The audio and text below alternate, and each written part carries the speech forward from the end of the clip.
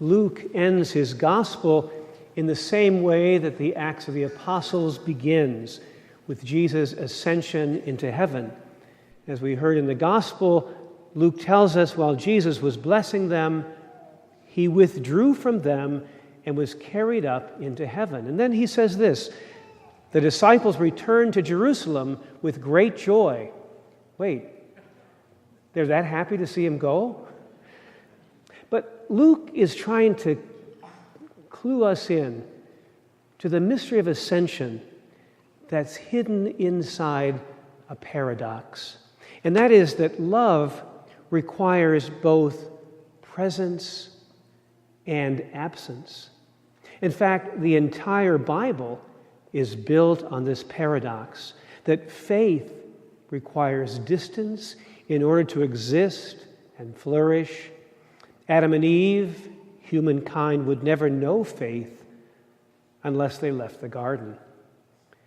We see this paradox even more clearly in Luke's parable that we call the story of the prodigal son. It was while he was away in a distant land that the prodigal came home to himself. Literally, he remembered that he was his father's son. And it was that remembrance that made his repentance possible. So forgiveness becomes a ministry of remembering, literally an reintegration of all things into a new whole. The prodigal son excluded himself. He unfathered his father. But the father wouldn't unson his son. He kept him in his heart. In his life in the far country, the prodigal son was actually closer to the father than his older brother who remained at home. For like the father, the younger son longed for an embrace. The older brother, while living in the father's house, excludes his father from his heart. But for the father, the priority of a relationship overrides everything. Exclusion is not a possibility.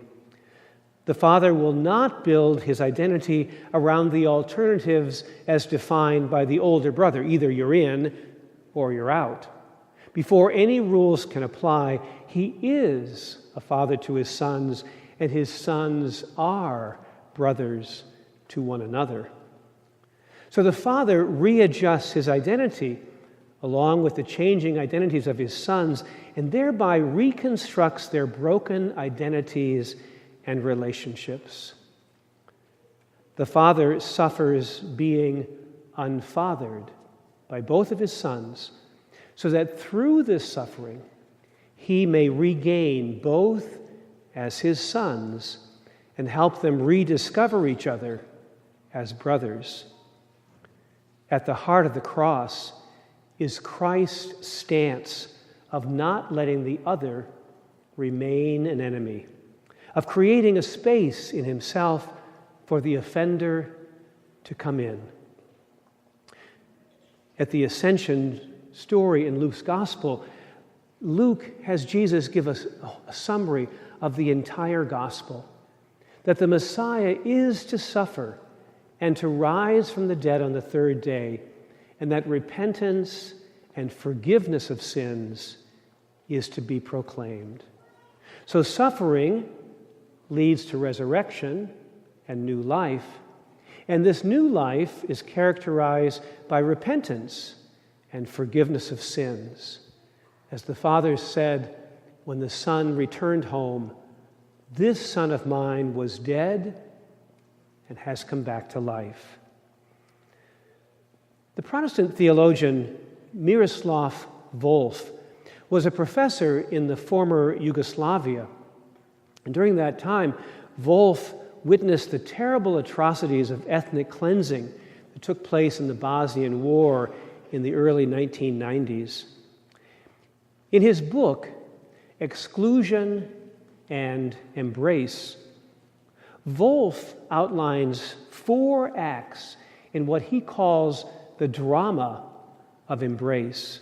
that characterize the process of reconciliation. He said, Act 1 is to open the arms. This is the most vulnerable gesture that one could choose to make. Like a door left open for an expected friend, they are a call to come in. No knock is necessary.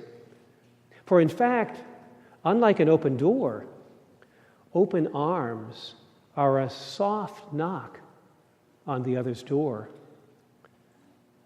The second act is that of waiting.